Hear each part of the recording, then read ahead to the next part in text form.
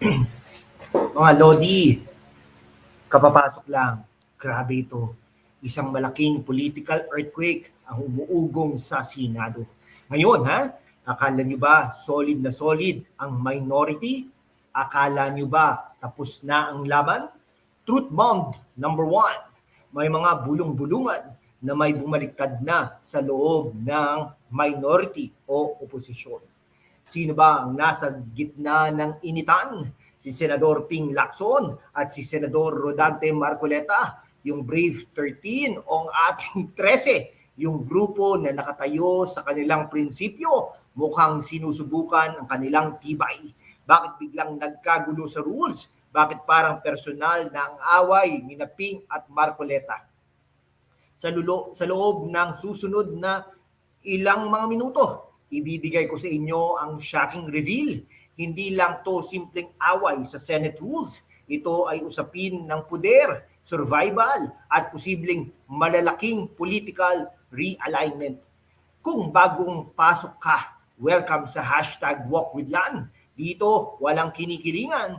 Truth lang, walang chika-chika. Pero bago natin himayin lahat, tara, i-backtrack muna natin. Let's break it down scientifically, mga Lodi. Sa politika, ang rules ang sandata, pero ang numbers ang tunay na kapangyarihan. Ano ba talaga ang pinag-uusapan dito? May issue sa Section 19 ng Senate Rules. Iginigiit ni Senador Marcoleta ang technicalities tungkol sa committee assignments at minority rights. Samantala, si Senador Ping Lacson, biglang bagong blue ribbon chair, parang nagre-reset ng agenda. Imagine niyo kayo nasa Saudi o Dubai, bigla na lang binago ng amo yung kontrata nyo nang walang sabi-sabi. Nakakalito, di ba? Ganyan ang nangyayari sa Senado ngayon. May nagbabago ng rules sa gitna ng laro. Parang sa Mobile Legends o Valorant, may isang team na nag-i-insist na sundin ang official rules, pero yung kabila parang may hidden strategy. Sino ba talaga ang naglalaro ng 4D chess dito? Matagal nang may tensyon sina Lacson at Marcoleta mula pa noong Blue Ribbon hearings sa flood control at ibang issue.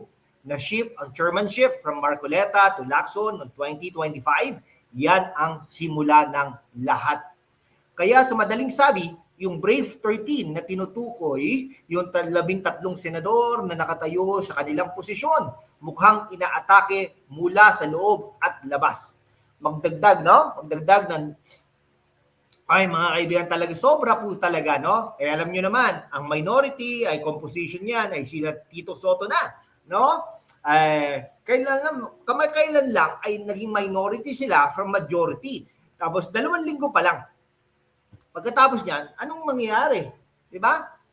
Gusto na naman nila angkinin ang posisyon. Gusto na naman nilang guluhin ang sistema. Kayo nga, pinagbigyan ng 8 buwan. Diba? Bakit ngayon? 2 linggo, gusto nyo namang agawin muli. Diba? Anong ibig sabihin noon? Mga kaibigan, ito ay kasakaman sa kapangyarihan. Sabi ng ilan sa comments, Lodi, baka strategy lang yan para i-trap ang kalaban. Posible. Pero let's look at the facts. Walang emosyon. History repeats itself sa Philippine politics. Pero ngayon, may remix tayo, Ang pag-atake kay Marcoleta ay hindi lang personal. Ito ay pag-atake sa ideya ng independent voice sa loob ng minority.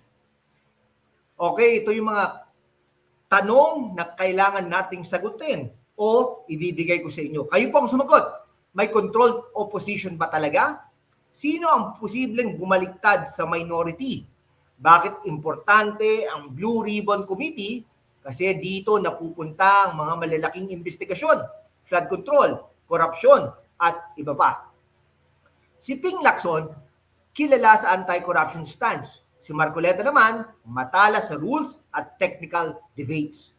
Parang mag-asawa na matagal nang magkasama pero biglang may trust issues. Sa politika naman, ang trust issues na yan ay maaaring maging coup o realignment. Okay, mga kaibigan, talagang ano ba ang tawag natin doon? Type 1. Kung naniniwala kayo na may bumaliktad, dito lapit ba yon? Type 2, Leon Guerrero, kung solid pa rin ang 13. Yan. Para sa ating mga OFWs sa Hong Kong at Saudi, comment kayo. Anong balita ang naririnig nyo dyan?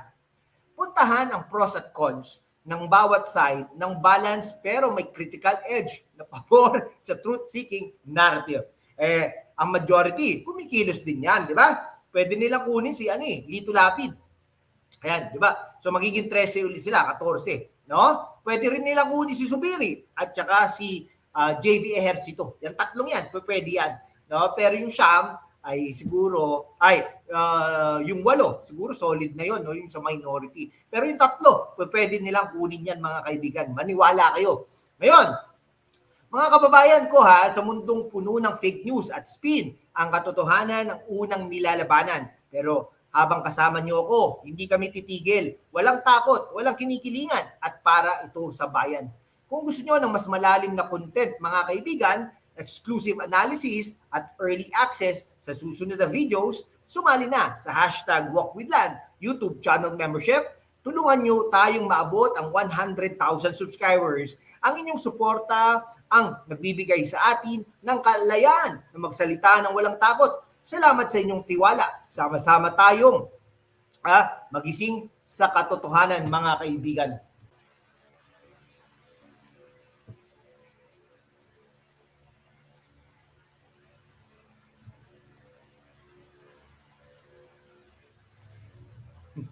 Okay, pero bago tayo mag-conclude, tara, maglaro tayo ng what if game. Kasi sa politika, ang future ay mas importante kaysa sa nakaraan. Okay, ano ang posibleng mangyari sa susunod na 30 hanggang 60 days sa Senado? Scenario 1. Kung may talagang bumaliktad sa minority, posibleng mag-split, madagdagan ang Brave 13.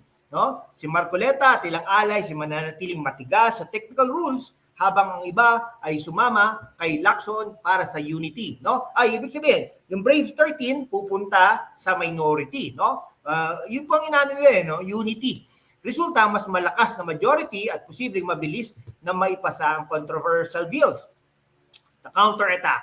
Baka naman strategy lang ito ni Marcoleta. Pwede niyang gamitin ang rules para i-challenge ang legitimacy ng bagong Blue Ribbon leadership. Imagine niyo biglang may mag-file ng motion for reconsideration, game on ulit, mga kaibigan. Pero si Marcoleta po ay vice chairperson na ng Blue Ribbon. Ang ganda ng composition, no? Jesus Escudero, Jinggoy Estrada, Pia Cayetano, chairperson, Jinggoy Estrada, anong tawag doon? Jinggoy Estrada siya ay vice chairperson din, Jesus Escudero, sino pa ba? At marami pang iba, no? Yun lang yung natandaan natin, no?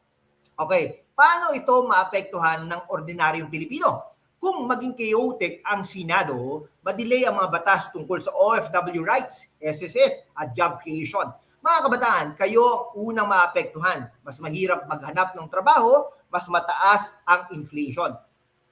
Okay, sagot-sagutan tayo, Lodi, mga kaibigan. Type A, kung naniniwala kayong magkakaroon ng fracture. Type B, kung solid pa rin ang 13. Type C, kung may master plan si Marcoleta. Gusto kong basahin ang inyong predictions, lalo na nagaling sa Dubai, Qatar at Hong Kong. Okay, bold prediction natin. Sa loob ng 45 days, makikita natin kung sino talaga ang loyal at sino ang oportunista. Ang Brave 13 ay hindi madaling gabain, pero kung may pera at posisyon na inilagay sa mesa, maraming senador ang nababaluktot. History taught us that. Ang tanong ngayon, handang-handa ba tayo bilang mamamayan na bantayan ito? Dahil kung hindi tayo ang magmo-monitor, sino pa? Sa madaling sabi, may lamat na sa minority. May tensyon kina Ping at Marcoleta at ang Brave 13 ay nasa critical junction na. Ngayon, sa inyo na talaga ang stage. Mga Lodi, ano sa tingin ninyo? Game over ba para sa 13 o game on pa rin? May bumaliktad na ba talaga o puro chika lang? Gusto kong marinig kayo, lalo ng ating mga OFW sa abroad at ang mga matatalinong kabataan dito sa Pilipinas. Comment down sa ibaba. Anong senaryo ang pinaka-possible sa inyo? Anong advice nyo kay Senador Marcoleta at Senador Lacson? Please keep the discussion clean, fact-based at respectful. Dito sa #WalkWithLand, magkaiba man tayo ng opinyon, magkakapatid pa rin tayo sa paghahanap ng katotohanan. Salamat sa inyong oras na ginugol sa ilang mga minutong deep dive na ito. Kung nagustuhan nyo ito, huwag kalimutang i-like, i-share, at mag-subscribe. At kung gusto nyo ang mas malalim pa, sumali na sa membership.